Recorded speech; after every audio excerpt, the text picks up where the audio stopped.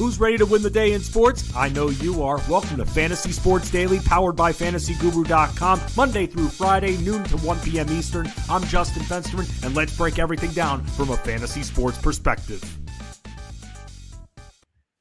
Happy Tuesday, everybody. My name is Justin Fensterman. You know me as Fensty, and welcome to Fantasy Sports Daily here on the Elite Plus Network, powered by that good old FG. FantasyGuru.com, where you can find all of my work. Ray Flowers has been talking about this for the last few days. I'm going to be taking over on Tuesdays for a bit here on this stream. And with me, you know what you're going to get. You're going to get what's going on in the now, and you're going to get what's going on in the future, meaning tonight when it comes to the NBA. But I will still be talking football as you're used to. Armando Marsal is going to stop by. We're going to do a little running back review for a little bit. Also want to get his take on Mike McDaniel, who's a big Dolphins guy, and also want to talk to him about that Monday night football affair we had between Houston and Pittsburgh, where Houston just said, you know, it's time to turn it up in the fourth quarter. Pittsburgh getting crushed when it came to Houston's defense, their rush.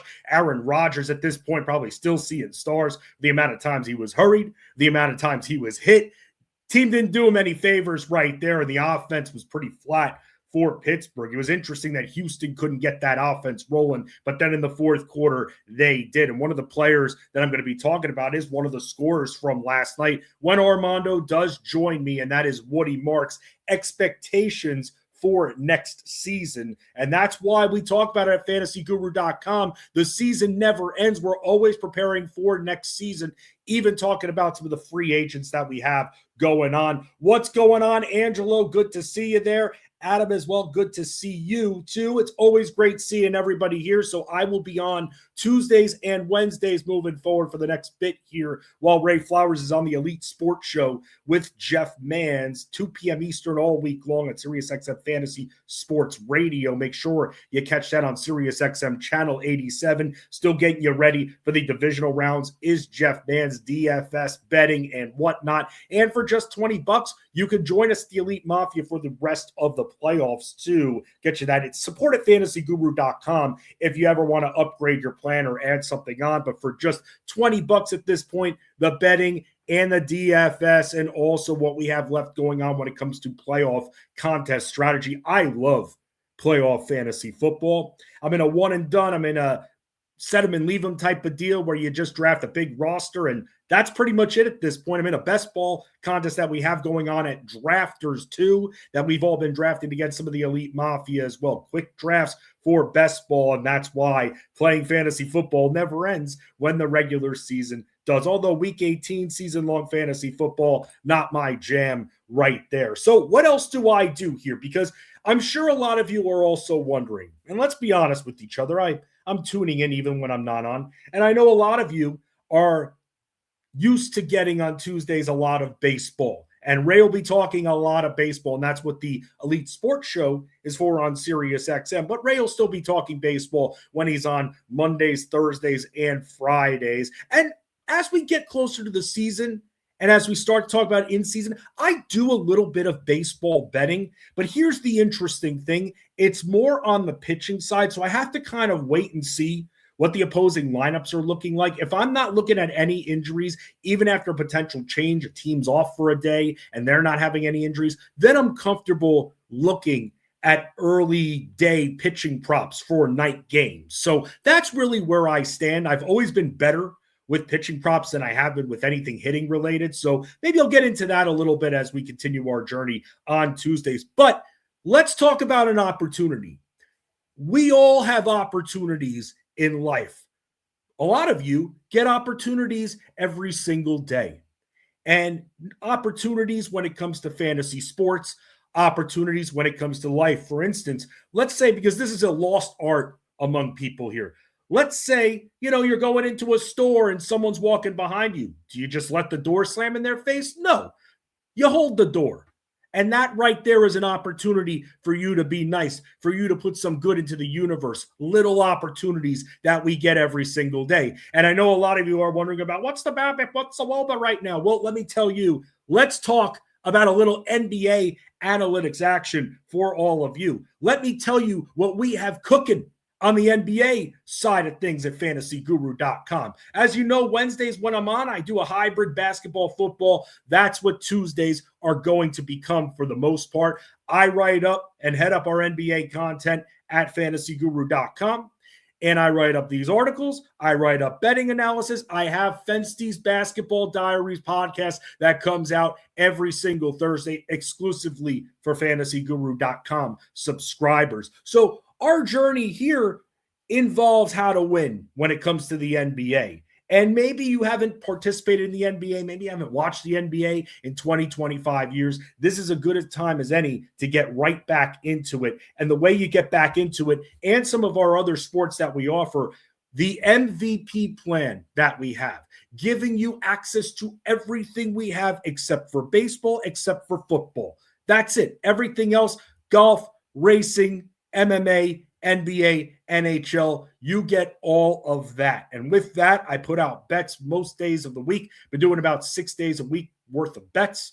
And I've been putting out the DFS content too and the podcast. Like I mentioned, a few of you still play season-long fantasy basketball, and you can always write in our Discord at Fensty if you have any season-long questions in the DFS NBA Discord and the NBA betting Discord. And as you know, every Wednesday, I do watch-along Wednesdays where I'm sitting there in the DFS NBA Discord with you for about an hour and a half to 2 hours, just going over some of the early action, what I'm seeing, what I'm noticing, what players and plays that we should be honing in on moving forward. Now, let's talk about last night because that's what I do. That's what I review. Last night wasn't so fun, wasn't so spectacular. Not a good night when it came to betting for yours truly. I'll start out with this. I'd seen LeBron James rebounding more, and now in the matchup that he had last night, you thought it was going to be a very good one for him, even though he didn't rebound as much the last time Lakers and Kings had faced off.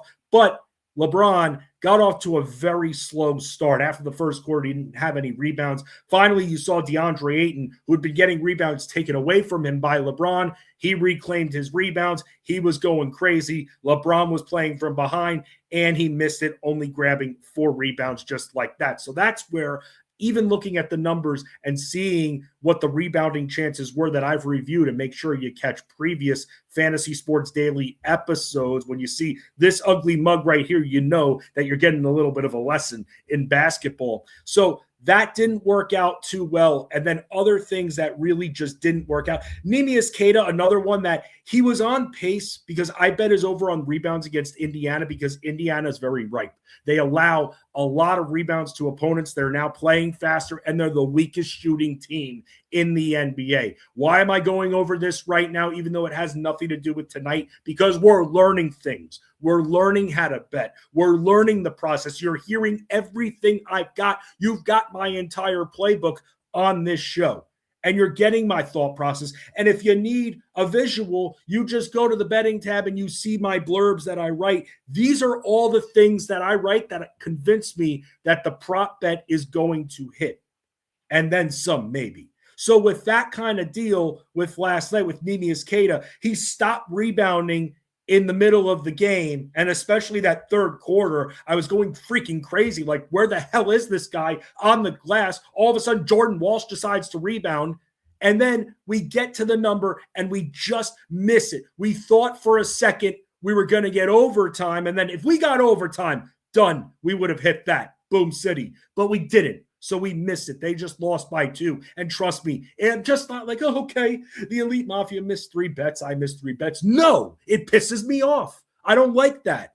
I work hard to determine, and I work on this analysis, chasing point after point after point. That's why with some of my bets, not all of my bets are plus money.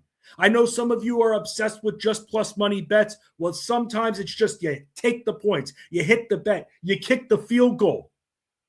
Now I know in the age of analytics, you want to go for and everything in football. Sometimes you take the points and you run. And that's what I was looking at here. So not a good night from that standpoint. And then finally, one of the other things I was looking at Cooper Flagg. I stopped with that because all of a sudden This guy went from producing a massive amounts of boards and assists to now really just getting them at certain points of the game, and I don't understand why. The other thing that we just missed on, and this is one that was upsetting that I thought was going to hit, I thought Donovan Mitchell was going to rebound more. This was a game where you didn't see Jared Allen rebounding as much here. He was on pace for a little bit, and then, unfortunately, just fell off and didn't grab another rebound. We were doing well earlier in the year with Donovan Mitchell rebound props. The Cavs play fast, so that's kind of what I'm looking for right there with those opportunities. I will be looking at everything that you are seeing when it comes to the NBA games, too. And by the way, Adam, thank you so much. I'll tell you this right now. When it comes to – so you're feeling panic, right? When it comes to fantasy football ending. You want to stay in on the action. That's why you sign up for the MVP plan. And you could try it out for a month for $60 too. And then if you don't like it, you want to say, screw you, F you, Fensty, you don't have to. You can just go. 30 days, that's all it is. I can't guarantee you that you're going to be able to pay off your mortgage after 30 days. I can't guarantee you that you're going to win thousands of dollars. But what I can guarantee you is that you're going to learn something if you read the analysis, even just reading the blurb, because nobody likes to read anymore. Give me picks, and then that's it. Read the blurbs. Learn something. That's what we're all about here. My goal at fantasyguru.com is to not only beat the books myself, but to take the entire elite mafia and destroy FanDuel, destroy DraftKings, destroy Hard Rock if you're a Floridian and you have those stupid odds that they have to offer. That's what it's about, learning, creating the game plan. And yes, let me just say this, when it comes down to it, just looking at these games tonight and even last night, I'll say this, when the Brooklyn Nets, I almost said New Jersey, when the Brooklyn Nets are on the NBA slate and I'm putting players outside of Michael Porter in my core, because Michael Porter has been pretty automatic, that's how you know it's going to be a weird slate. Brooklyn is just very hard to read. They've been hard to read for the last few years because they lack identity. And so that's why, for me, and a few of you asked me in Discord, Fensty, why no love for Brooklyn? I'm from New York. I got a lot of love for Brooklyn. But at the same time, if Brooklyn's too hard to figure out, like a guy like Danny Wolf, who I was on, Armando Marsal was on him too last night, and then he takes the 6 shots, he only hits 1. Yeah, he does a little bit else. That doesn't help us even at 4,200. And that's why outside of Michael Porter, it's pretty much, and maybe an Igor Devin on some nights where they're in a very fast-paced situation, Brooklyn runs slow. That's when I'll go after maybe one of their guards. Devin was out last night. So let's move on and let's talk about what we've got cooking tonight here. So with that, again, the MVP plan, you don't want the fun to end. And you probably think with all the bets that I write up here that, you know, I've got about 186 bets that I've written up so far this year. I bet these things too, but I'm not betting hundreds and hundreds of dollars. This is a marathon for me. I'm on a budget just like the rest of you. So if there are some nights where I'm betting $5 a bet and I'm only making at the end of the day $35, $40, maybe that's not good enough for you. But for me, that's a couple of dinners and that's a win right there. That's how I view things. Because when you go too crazy with NBA, when you bet 15 things a night, it's a very hard league. It's very hard to bet. That's why when you see Jeff Manz's bets in the betting Discord, because he's been joining the party and he's been great so far, that's why you're seeing him put together like a puzzle, these alt-line parlays, you know, knock the points down here, knock the boards down here, knock the assists down here. That's how you win in NBA. Now, what I do to kind of, in a way, counter that so you have a little bit of everything, I'll do some alt-line parlays too. But at the same time, I also know a lot of you are in areas where you're really only doing single bets. And I'll give you a few single bets, but I won't force it. If you see 2 alt-line parlays from me and a couple from Jeff, that's what you get for the night. So let's talk a little bit about tonight's action before Armando Marsal joins me. I love this time of year because now we can really hone in on the NBA. Because once the All-Star break hits and the trade deadline hits, which is in less than a month at this point, all of a sudden the books become a little bit more generous. And we benefited from that last year in March and April, and I'm hoping to do it again. So looking at what we're covering today when it comes to the basketball side, I want to talk about something that I talk about probably more than anything when it comes to NBA DFS and betting for the NBA. And that's something called pace, or pace of play. And that's because pace helps me and helps all of you determine ceilings. Now, we've got tools on the site. That's right. If you go to our data section at fantasyguru.com and you go to the basketball section there in data, right on the website, you'll see, and I've brought the screenshot up before, you'll see a bunch of tools for NBA. These tools update automatically. If a player gets ruled out, they update within minutes and recalibrate. You'll see them for props. You'll see them for totals, but you'll also see the models, Rob Briggs' Delta tool that he has, the Delta Force tool, that helps determine the ceilings. But if you want to go and you want to look at it for a player prop yourself, you could go there and you could see from a DFS standpoint who's expected to have a higher production ceiling overall. What does that mean? Well, they got to be outproducing their output somewhere. And that's our job to make it work. Now, we've got the whole field. A lot of times we're going to have 8 games, 9 games, 10 games. Who has time to really do that outside of yours truly, because it's my job? But I'll tell you this. If you want to learn how to do this, your roots, the seed, it all starts with pace of play.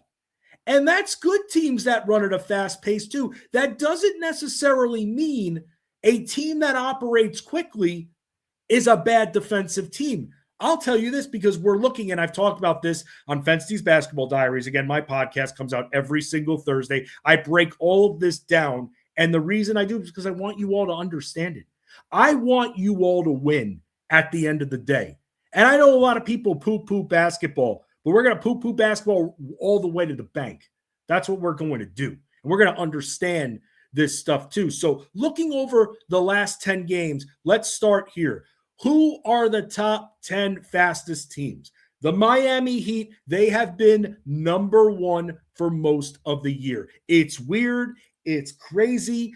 I got my popcorn opening night, the real opening night where you got all the games and everything, not the one with just the 2 games and that's it, but real first opening night, that first Wednesday, and I'm watching Heat Magic, and I'm thinking I'm going to see a potential second round, maybe first round playoff matchup between these two teams. Miami, well coached. Orlando just gets Desmond Bane. It's going to be methodical. Nope. I thought I was playing the video game Street Fighter Hyper Edition, where if you ever played, for all of you gamer nerds out there, if you ever played Street Fighter versus Street Fighter Hyper Edition on, let's say, Super Nintendo, you'll know in Hyper Edition that the gameplay, the fighting, it's a lot quicker than in the normal mode. That's what I saw in that game. And I said, okay, maybe it's a fluke.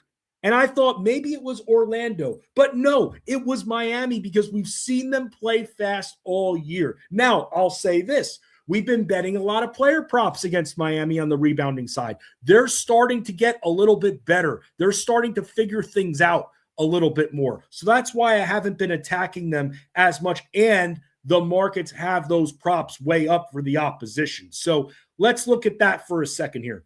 Miami's still actually kind of down there. Miami's still, now they've been toggling between like the 22nd and the 26th spot when it comes to rebounds allowed to opponents. So that's a team that for DFS, even though they play pretty good defense, we can still look to attack at full force, because that is one of those things for me that while Miami is good, the pricing and the expectations, the books, the algorithms, they're going to fear them a little bit. And that's where we can take a little bit more of an advantage right there. So the Heat are actually playing tonight. They're playing Phoenix. And for Phoenix, that's a team that we've had such a tough time figuring out. Because Phoenix actually, I'll say this, they play very underrated defense. They've played actually pretty good defense for most of the year. And they've been dealing with injuries that have taken out offensive weapons too. And they have no idea what the heck they're doing in their front court. I'm starting to think that Mark Williams is that toy that you used to watch a commercial on TV and they would advertise a toy, or even like a fancy water gun, like, oh, you could do all this stuff with the toy. Oh my God. I'll say this, the Hot Shot Papa Shot, the portable mini pop a shot, hot shot thing with the basket moving back and forth. I just saw that commercial on YouTube recently. And I remember how I felt when I was about 8 or 9 years old when it came out, this toy. And I thought it was going to be, the way they made it seem like this was going to be some crazy, intense toy. And it was great. And the commercial really sold it to you, put stars in your eyes. And then all of a sudden, you get the toy yourself and you understand why it's only $7, $8, because it sucks and it doesn't work out really well. So that's what Mark Williams, I'm starting to be afraid of, is becoming. And also the thing with Mark Williams is because I thought he on Charlotte was a very good situation. And then the fact that when Luka Doncic got traded to the Lakers, that's who he wanted. That's who he named as the center he wanted to play with. And they actually traded for Mark Williams only for the trade to get rescinded because he failed the physical. Still ended up playing the rest of the season on Charlotte. The whole thing was bizarre. But now, as we're seeing what his life has been like in Phoenix, you're starting to understand that Phoenix doesn't fully know how to use him, using him maybe 20 minutes, and that's it. So what does that mean what we can do when it comes to the Heat? Even though when it comes to pace, to bring it back, now, I mentioned that the Suns play good defense, and I'll also mention that the Suns operate, because I get this question a lot, the Suns operate at a very medium pace. So does that necessarily mean that when Miami, the fastest moving team in the NBA, is facing a medium pace, so a pace down spot, which are things I write about in my articles, pace down from the number one, the top fastest team moving offense, to maybe number 17 or 18. And by the way, I'm looking in the increments of the last 10 games, which is something we have to start doing. 10 games rather than the full season. It gives you a little bit better of a story, and it helps you find some sneaky props on some overs too that the books haven't caught up on yet. That's how we're ahead of the trends, lowering that sample size just a little bit.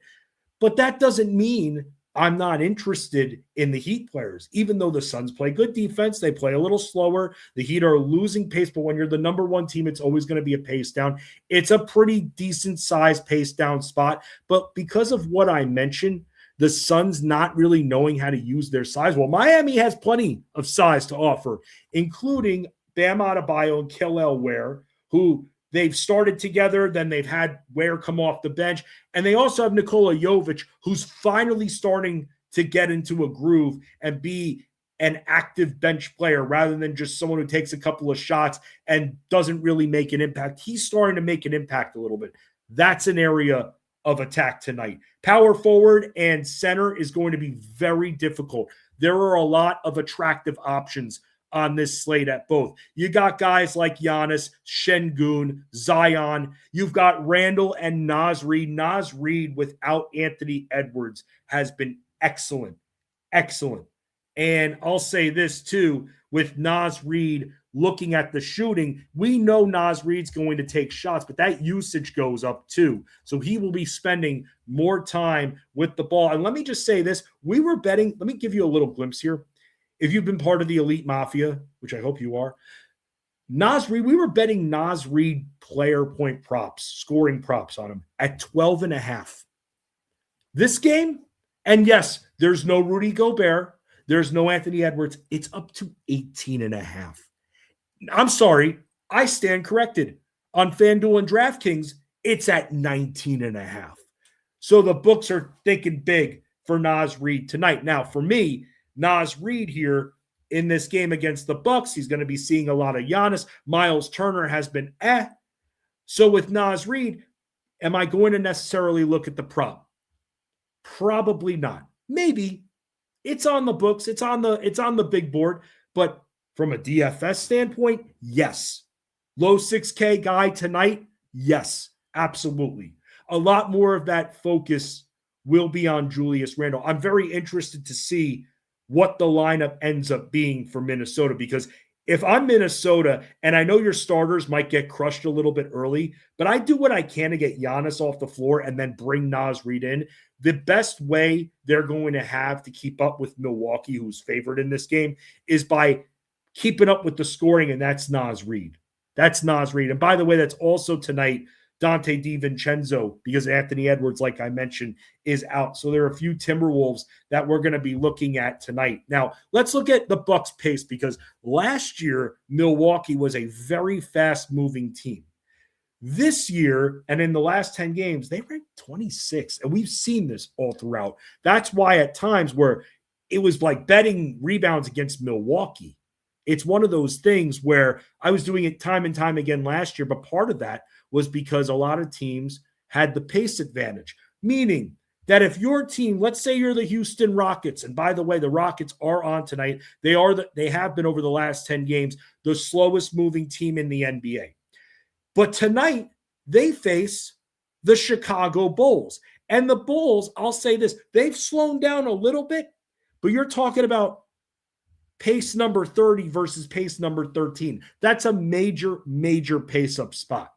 And the Rockets are in good position tonight, too. Now, the Rockets could be in a position to possibly blow the Bulls out because you're not going to have Josh Giddey. You're not going to have Kobe White. You need those guys in there. Houston's going to be able to score.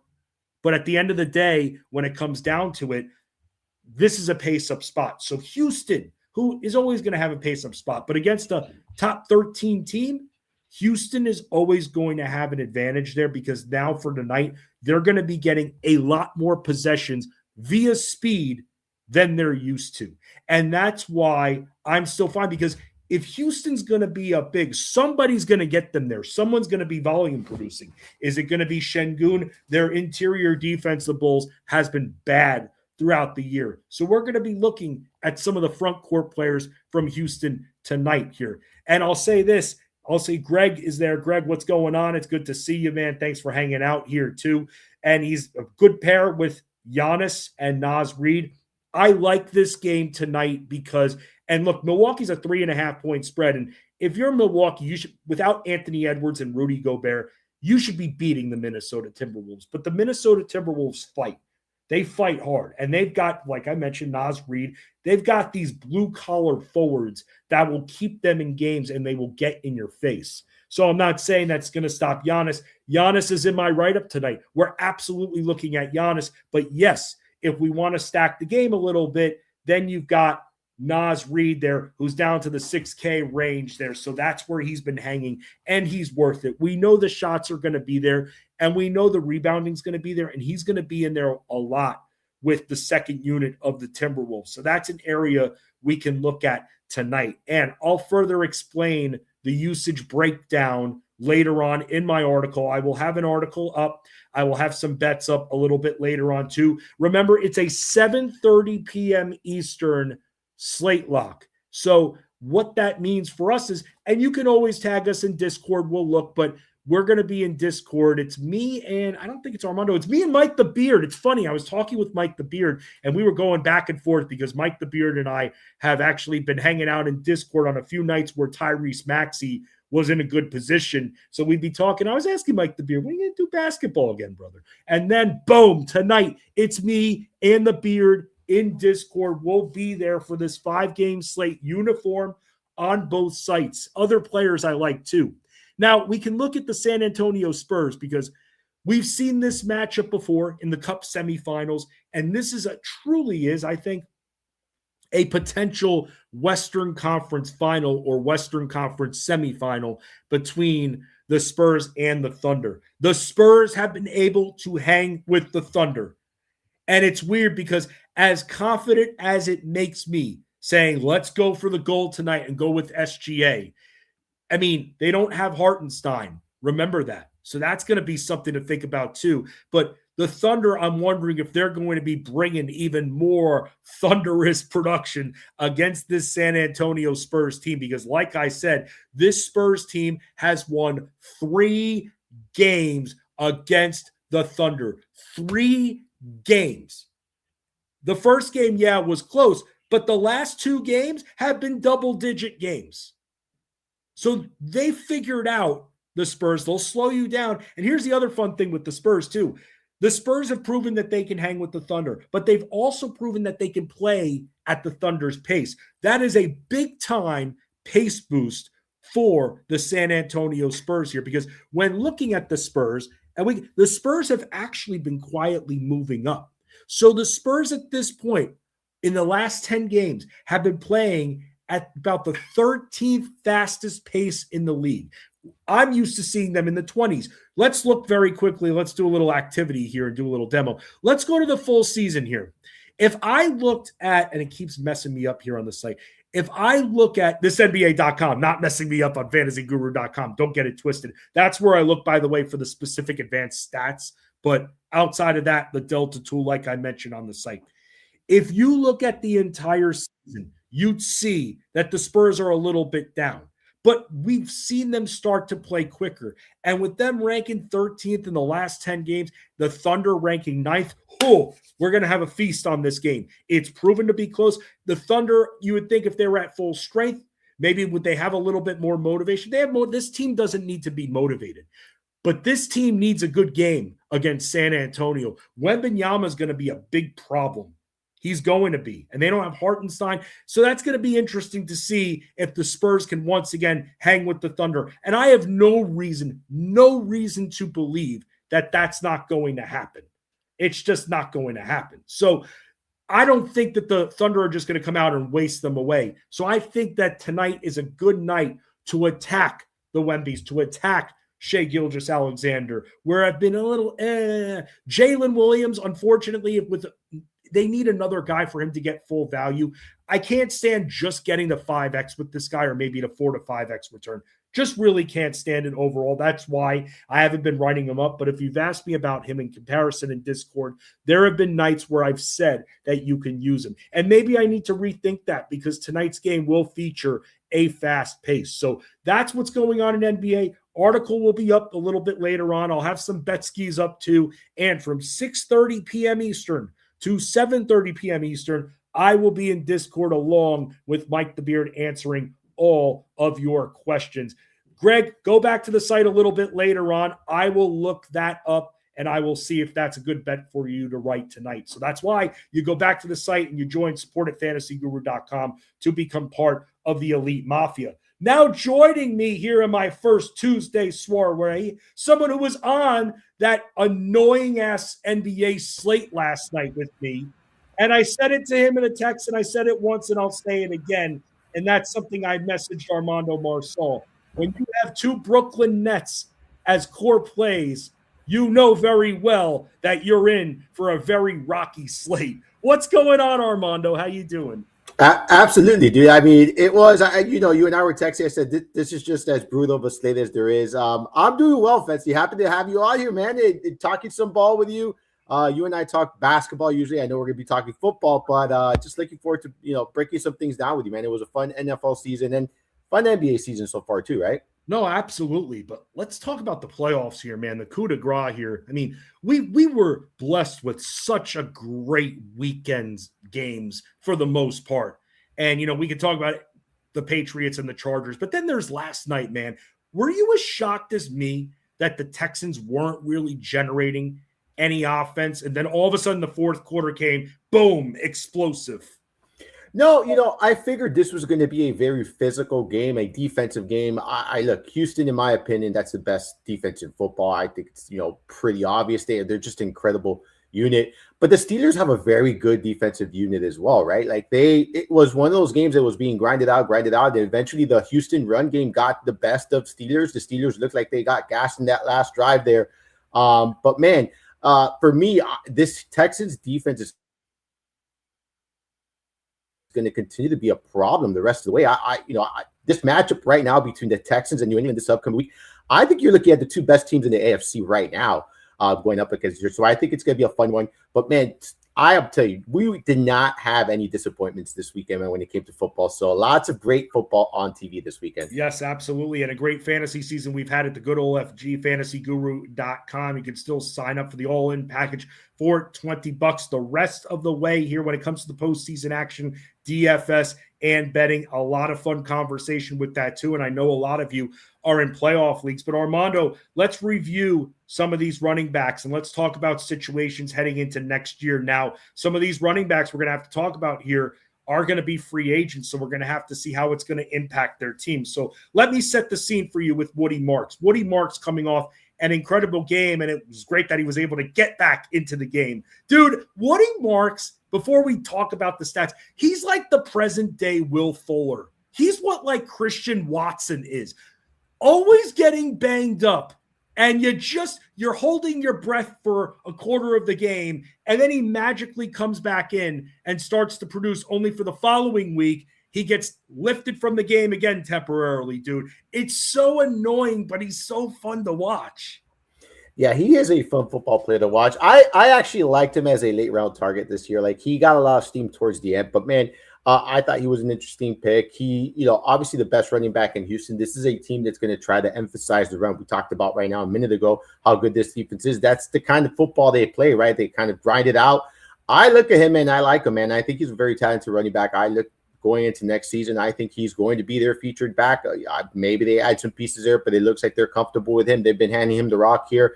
So for me, really impressive performance here against the Steelers, last night. And I think that this rookie is going to continue to pick up where he left off in 2026, man. So he's someone that I'm definitely going to be looking in drafts, depending on what they do here. But I think if I'm the Texans, I look at this season from Woody Marks, and I think it's a winning season. Yes, there's the injury concerns. Yes, there's the durability concerns.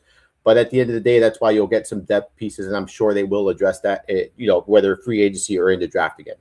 So it's funny, when we were looking to pick this guy up, he had 2 touchdowns. We also saw him, by the way, this is kind of what I thought when I picked him up originally. I thought, okay, we're going to get a Kamara type, because if you notice in the first few weeks of the season, he was kind of getting thrown to a little bit more. They were kind of kicking the tires on Nick Chubb, and then all of a sudden you started to see it balance out. Now, let me ask you this, man. With the Texans' offensive line still being pretty weak, do you think there's a chance, whether it's bringing back someone like Chubb, who's likely not going to be their free agent, but is it worth them bringing back somebody else in there so you have a dual threat if the offensive line isn't fully addressed in the offseason, thus making it a little bit more of a split situation for Woody Marks heading into next year? That's very possible. And I think when you look at the free agency at the running back position, like some of the running backs are set to be free agents 2026, there's a lot of really talented running backs, and I think good fits for this offense, which could really impact Woody Marks in a huge way. So for me, like, as things stand today, if Chubb returns, I wouldn't necessarily view Chubb as a major threat. I would view him more as a complementary running back to Woody Marks, though. If they get someone like Rico, Dowdle, who's set to be a free agent, Breece Hall, like, that really will change the dynamic of this offense. So for me, it really depends on what they do. I definitely think that regardless of what they're doing at the running back position, this is a team that needs to continue to beef up that offensive line. That was a big problem. It continues to be a big problem. I really see them, handling this in the, NFL draft, free agency, but they need to continue to improve this offensive line, give CJ Stroud some time, open up some gaps, for these running backs. And this is going to be an even more dangerous team if they are able to do that. I'm also wondering here, and I'm looking at the contract right now for Joe Mixon. Remember Joe Mixon? Like, it's hard after a season to remember that they actually had this guy who just didn't play football here. But I'll say this, they can, and I'm looking at the contract very quickly here, they can try to get out of the contract for Joe Mixon, and it doesn't hit them too hard when it comes to their dead cap space. So they could do that if they want to, I'm seeing here while looking at the deal. But if this guy is able to kind of get it together and everything like that, that's going to change the entire trajectory here. And they may not even need to bring in their guy. With what we saw from Woody Marks, they can just use Mixon sparingly, see how it is, and then if after this upcoming season, when he's a free agent, they can maybe get him on a 1-year Nick Chubb-like deal that they had this year, and this is for 2027. But it's weird, man. We're talking about, well, can they bring someone in? They've got someone in-house. We just didn't see him all year. Yeah, the thing is, you just got to see where he's at, right? Like, the fact that he missed all season, that's concerning. He is someone that, not very, like, I believe he's going to be 29, if I'm not mistaken, Joe Mixon. But he has a lot of wear and tear, right? So, like you mentioned, I think the days of him being a featured back or even, carrying a major workload are behind him. But if he can't get it together, yes, he would be another complimentary running back to Woody Marks. So a veteran, that has experience, that would be a very helpful thing for a young running back. I am so excited. I know everybody always gets concerned about sophomore slumps, but now that we've seen so many of these rookies develop, and even for flashes, some of them, because this was a very, Armando, I can't think of a richer rookie class offensively from the skill position standpoint than this one than we've had in the last handful of years. All the running backs, all the wide receivers that came out, a few quarterbacks and tight ends. And I know there are a few every year, but there were a lot, especially on the running back side. And I'm excited for next year to see the further development of Woody Marks. And certainly this guy, Quinshon Judkins, who unfortunately suffered multiple injuries late in the season. I was trying to read some local press before to see what it's looking like, if I can find consistency, if he's going to be ready for training camp. Things can change, but everything I'm seeing is that he should be ready. But the big question is, another rookie fellow teammate, Dylan Sampson, what are your expectations for next year, assuming the Browns start the season with both of these guys healthy for utilization for both backs? Yeah, so the timeline for Judkins is about 4 to 5 months. So that's well ahead of training camp. Like, that's what I've been reading. And it I would assume that so long as there's no major setbacks, that's going to be the case where he's ready to roll. I'll be honest with you, man. I like to be transparent. I was wrong on Judkins. I was not expecting him to see that much workload. I was not expecting to be that productive this often. Look, can I interrupt you a second? Can I interrupt? Yeah. I'm sorry to be rude and interrupt you, but no. Was that because I'm going to give you a little bit of a bailout here. His legal situation, did that have something to kind of do with it, or was this before the legal situation? It was the legal situation. I just didn't like the overall Browns offense situation, because I thought once they made a pivot to either of the rookie quarterbacks, the offense was going to be worse than it was at the beginning of the year. So I had multiple reasons, but yes, that obviously played a role into that. But look, he played well. He looked like a very good running back. I think so long as he's healthy entering the next year, he's going to be their guy. He's going to be their feature back. When you look at it, he handled 34% of the team's opportunities. He handled 66% of the team's rush attempts. So I envisioned a 65 plus rush share for this team next year, and someone who can handle upwards of 18, 19 opportunities. He's a dual threat running back. I think Sampson will be involved as well. He's someone that can catch passes in the backfield. But in my opinion, this is going to be Judkins' backfield. And, I think we saw that this year, and he handled that workload really well. And I think, and you can tell me if you agree with this, I think they're going to throw to Judkins, even though they have Sampson. They'll throw to Judkins a little bit too. Because let's face it, Armando, this offensive line for Cleveland needs a ton of work. They sucked pretty much all around this year. So for someone like Shedeur Sanders, when watching him, he was hitting Harold Fannin so short, and Njoku so short. And unless they do a complete overhaul here and they really figure this out, which I don't know if they're going to be able to do in one season, I'm just wondering if Shedeur Sanders will be more reliant on short passing, throwing a little bit more to both running backs when they're in. So I'm wondering, even though Sampson, we know him as more of a guy, pass-catching guy, when he's been given double-digit carries, he hasn't really done much the few times. But Judkins can also catch passes too, making him a little bit of a dual threat. And that makes me even more intrigued in him, with Shedeur being able to hit him short. Yeah, I agree 100%. We actually saw Judkins a little bit more involved in the passing game in the second half of the season here. So I think that's an arsenal in his game that he definitely has, right? I know they're going to utilize Sampson, and, there's going to be situations where Sampson's out there. It'd be interesting to see what they do with the 2-minute drill and in third down situations. Probably going to see Sampson in some of these instances, and depending on the game script as well. But Judkins proved that he can catch passes in the backfield. He's not a running back that has no hands. So I think he's an all-around running back, and I think he will be involved in the passing game as well. When you look at it, he played 14. Let me pull this up. So he played 14 games, and I believe Sampson was in 15. Yeah, he played 15 games. So Sampson had 40 targets in 15 games. Judkins had 34 in 14 games. So they're not that far off as far as the role in the passing game. It's easy. It's easy for Sanders. He doesn't have to make these crazy throws. In my opinion, is Jerry Jeudy that guy that could go deep and run a perfect route? No, he's not that guy just yet. So this is a good way for him to develop a little bit on the slower end, having these guys he can hit short. And when looking this up before, it was just something that I kept thinking about here. Something else that I kept thinking about is how great a value we got in the 9th round in fantasy drafts by late August for Javonte Williams.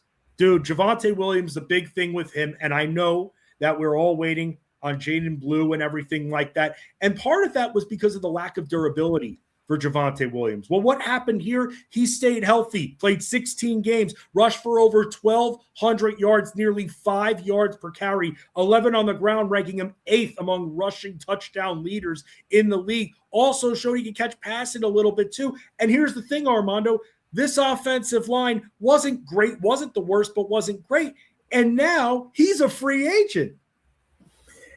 Fensty, my only regret is not being more invested in him. Like, he's someone that since he entered the league, I was buying. I became a little bit more, hesitant this year to invest as much as I used to invest in him. And look, he had a career year, like you mentioned. They're talking in Dallas right now that one of their priorities is going to bring him back on a multi-year deal. I think that they're probably going to figure something out there. Clearly, it did what we expected all along, what he's capable of doing, right? So I was very happy to see that from him this year. I think whenever he's healthy and whenever he's getting fair opportunities, this is the kind of running back you're going to get. He has that kind of talent. We tend to forget, he had returned from injury in 2020, when he returned 23, he returned from an injury. Then there was a changing in coaching staff that kind of mixed things. He needed a new scenery, and that is what he got here in Dallas and had a career year. So very happy to see him. If he returns to Dallas, I think you're going to be investing in him, once again, as a priority running back this year, because I do think the opportunities are going to be there. You mentioned it, 303 opportunities this season, Fensty, high number there for Javonte Williams. The one thing I wonder, and this might be where reality and fantasy kind of collide, if the contract isn't that big, let's just say, which you got to think it's going to be way more than the 1 year, $3 million deal he was on. But we were talking about Jaden Blue before. Do you think because of Javonte Williams kind of towards the end, you started to see the wheels fall off again and we're used to it? Do you think maybe they lean off of him a little bit and go after and give a few carries to a guy like Blue? Just a kind of an insurance policy, because Javonte Williams does have a checkered past of getting hurt, like big injuries. Well, I think that if they bring Williams back, I think they'll lean on him, right? You mentioned depends on the contract, but I think they're going to lean on him regardless, and I'm pretty sure the contract will be friendly for the franchise where, with some injury clause and stuff like that, given his history. But I also believe, Blue would be more involved, in 2026, regardless of, what kind of contract Williams brings or what kind of contract they give Williams. I do think Blue will be more involved. I was very surprised with how that situation played out this year.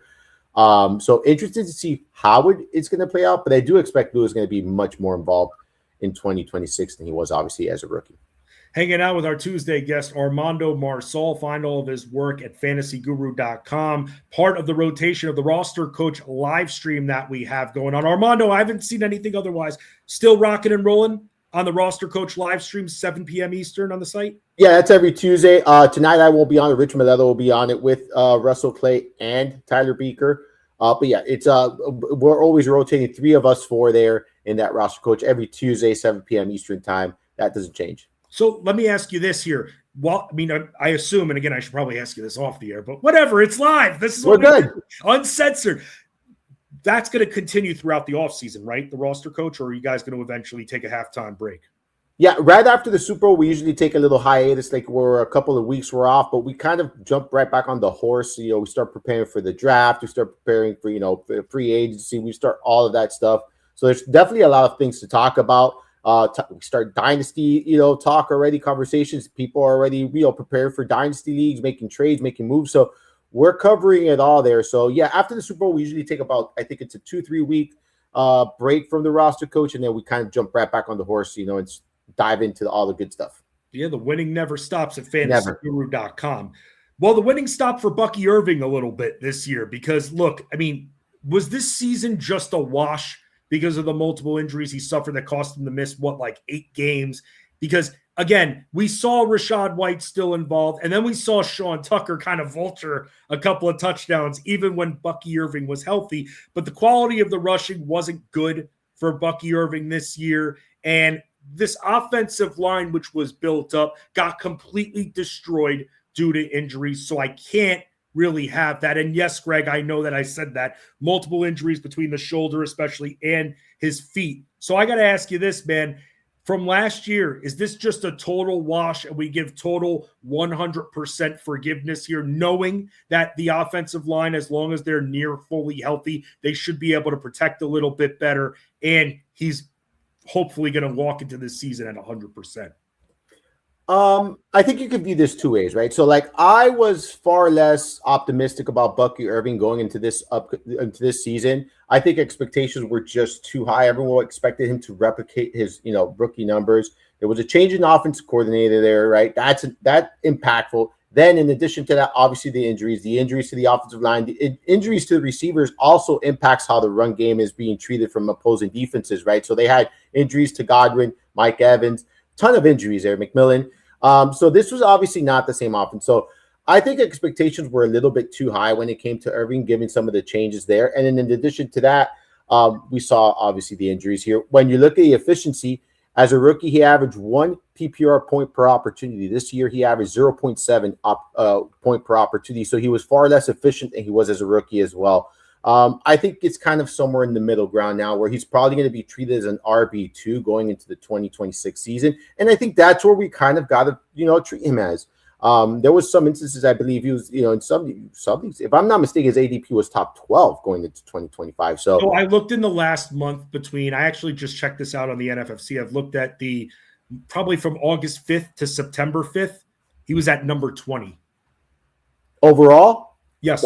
Or running back? No, overall. Overall. So he was a top 12 running back so he was being drafted as a top 12 running back. I think everyone was kind of very optimistic about his rookie campaign. Great year. But, like you mentioned, there's that sophomore, slump sometimes. And there was already the red flags kind of adding up. When you change an offense, look at how well we saw Travis Etienne do in Jacksonville. Like, when you have a coach that makes a big difference, right, in Liam Cohen, that is going to impact the offense to some capacity. So, I'm viewing him as an RB2 going into 2026, right? Obviously, and that's where I had him last year. So let's talk about the situation in Carolina. We were all excited about Jonathan Brooks a couple of years back, and then we knew it's going to take a little bit of time for him to come back. So Chuba Hubbard, okay, he'll fill in for a few weeks. It'll be cute. He ends up producing a lot. Brooks gets pushed back on his return or anything like that. And then they sign him to a multi-year deal, Chuba Hubbard. Then this year, Chuba Hubbard gets banged up, and here comes Rico Dowdle in, rushing for over 200, and then following that up with rushing for over 180 at this point. Your multiple 100-plus yard rushing seasons. Now, Chuba Hubbard is due about $6 million in 2026 here, but where does Rico Dowdle fit in on this? Because I'll say this about the Panthers. We've been talking about a lot of really crappy offensive lines here. At least the Panthers were good at pass blocking too, so it helps out a little bit with Bryce Young, and they can further develop that. But what are your thoughts here about how this now run game is going to work itself out with Hubbard still on the books, and now what do you do with Rico Dowdle? Yeah, so Rico Dowdle is a free agent. I don't think they bring him back. You mentioned you have Brooks, right? Like he should be ready to roll by next season, hopefully. Right? We're hoping, right? We're hoping. And you still have Hubbard in the books for a moment here. I think the way that, so long as Brooks is healthy and he's, on track to play this season, I think they're going to roll with a Hubbard-Brooks combination there. This is a team that I think when they signed Hubbard and they extended Hubbard even after Brooks, I think their goal was to have two running backs that they can count on. That's why they added Rico Dowdle on this 1-year deal. I think Rico Dowdle will land in a decent situation.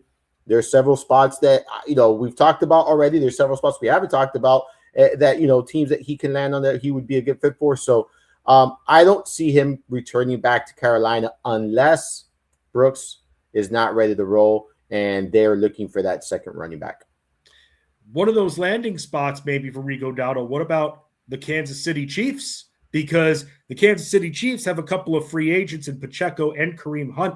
Now, Russell Clay, if you're watching this, I'm sorry, because I know we can only speak positively about your boy Brashard Smith, but you think it's going to become the Brashard Smith show, because it's hard for me to believe that with what's on the market. What do you think about Dowdle to Kansas City, being that the Chiefs, they're going to have to establish some kind of rushing attack with no Mahomes in 2026?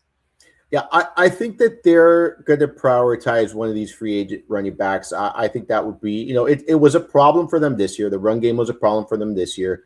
It was somewhat of a problem down the stretch the previous year as well. It's been a kind of problem for them since the Pacheco injury. And we went into the season knowing that this was going to be an issue for Kansas City. Like there was not that the trust in Pacheco was not there. I think Dowdle makes a lot of sense. I like Brashard Smith, but I don't know if he's going to be that every down back. I do think he can obviously carve out a larger role than he had this year. But I don't necessarily view him as that running back that's going to get you those 18 to 20 opportunities on a week-to-week basis. Dowdle is that dual threat running back. He does help with that pass protection, like you mentioned. I think that's a big key of his success there. And I think that's why he gets opportunities. And he's shown already now, back-to-back years, that he's capable of handling the workload when his number is called upon. And he's capable of being very efficient. So I think this makes a good fit for them. I think, obviously, Breece Hall would be phenomenal there. But we're just hoping, right, for fun stuff like that. But, yeah, I think Dowdle makes a lot of sense in Kansas City. Final team we can talk about here. At this point, I feel like there's still a lot to figure out. Health issues, some legal issues here. Where do we stand on the Saints at this point here? Because we've seen a few guys in the mix. Kamara's on the final year of his deal, but we'll have to see. He's got some troubles that he's dealing with here. Audric Estime is still signed to. Kendre Miller got hurt again because that's what Kendre Miller does. He gets hurt. And then Devin Neal we saw a little bit of, and then he ended up getting hurt. So at this point, I mean, do you think, because I can imagine how much of a dead cap hit would be, I mean, do they try to somehow move on from Kamara, or do they ride it out for one more year as long as they have him on the field? I think even if they ride it out with Kamara or not, they're going to have to add a running back here. Like, Miller, we want it to happen, but it just does not happen. Like, he continues to, unfortunately, find a way to get injured here. So, I don't know if the franchise is going to move forward with him. So for me, I think they're going to add someone via draft or free agency, like we talked about. This is a team that we can see a different entire backfield here in 2026, depending on what direction they go. Kamara, look, I mean, I think his best days are behind him here. Even if they sign him, I don't know if they're going to, necessarily lean on him as their primary back. He can be that kind of change of pace back, that pass catcher of the backfield. So this is one of those backfields that I'm going to keep a close eye on and see how things are handled here, because I think there's a lot of uncertainty here moving forward from New Orleans. He looked so washed last year. And look, we're not expecting him to run for a zillion yards. That's never been his game, but you even saw him on the field, dude. It's time to go, and he's going to hang on as long as he can. But I'm interested, Tyler Shuck, with what we saw from him. They've got their quarterback. Now, let's see if they can fix this rushing attack now and upgrade it a little bit into this 21st century here, because Kamara has been around forever. Armando, I want to get your thoughts very quickly, too, because I was a little surprised because I thought that they would be sticking with Mike McDaniel, but no more Mike McDaniel here for the Miami Dolphins. So is this going to be an entire blow-up of the franchise, and we're going to have a lot of unrecognizable talent? What does the future hold for your Dolphins, my man? Look, I think they're cleaning house here. If you look at what all the moves they've made, benching Tua down the stretch, moving off, their GM, moving off McDaniels, I think they're kind of going in a different direction, new direction. There's a lot of, talented coaches out there right now. There's, obviously a lot of known names, reputable names out there. I'm sure they're going to be in the market for some of these guys. I think you're going to see an entirely new regime here. I think you're going to see, a new offense, a new identity, really. Like, that's really what Miami has needed for quite some time. And I think it was long overdue, Fensty. I do like, look, I'll be honest with you, I think McDaniel is going to be a very good fit in some other areas. I think in a franchise that's not as messed up as Miami is right now. Detroit, there's been links to him being the offense coordinator in Detroit. I think that would be phenomenal. I think that offense would just take an entirely different, dynamic in 2026. There's been, I think the Atlanta Falcons interviewed him, if I'm not mistaken, as well. I think that's a very good fit when you look at this offense. You look at the pieces. I think he can run a very, similar style, not the exact same style of offense that he was running down here in Miami, in Atlanta. And I think you have maybe, slightly better pieces there that you had here, when you start looking at position by position. So I think he's going to find a home. I think it's kind of a fresh start for everyone. But yeah, I think Miami is going to be one of those teams where you're going to see a lot of new faces and not a lot of new, moving parts. And it's going to be, in my opinion, a couple of years before this team is competing against Fensty. Yes, well, now you'll know what it's like to be a Jets fan, which is every single year like yours truly, where the team just doesn't compete, forfeits the season pretty much here. But we never forfeit football at fantasyguru.com. That's Armando Marsal. You find all of his content there. Armando, in the immediacy, what do you have coming up on the site? Yep, so we got our staff picks coming up. I'll be on the NBA with you as well tomorrow. We got the Mind Marsal podcast later this week. That will be live on Thursday. And then we have my DFS breakdown for the postseason there on Friday afternoon. You mentioned it, that we still got that rolling, that package going on. I just want to point out that we have in our Discord, I pulled it up to get the exact number. One of our subscribers got second place. I don't know what FanDuel contest this is, but whatever FanDuel contest this is, got second place. He won $50,000 this first round of the postseason. Boat Dave, that's him there. So shout out to Boat Dave. Big score there. Make sure you check out all the content. So we have all of that rolling the rest of the season, man. Yes, and absolutely. And make sure you catch Jeff Mans on the Elite Sports Show on Sirius XM Fantasy Sports Radio all week long, 2 p.m. Eastern. I'll be back tomorrow with a little hoops, and Rich Miletto is going to stop by to preview the divisional round here. Armando, thank you so much for stopping by, and thank you all for hanging out with me. Fensty on a Tuesday, like it or love it, it's the best thing going today here. For Armando Marsal, I'm Justin Fensman. Follow me at Fensty Sports on X and Instagram at Fensty, Fensty. In our Discord. It is Fantasy Sports Daily on the Elite Plus Network, powered by fantasyguru.com.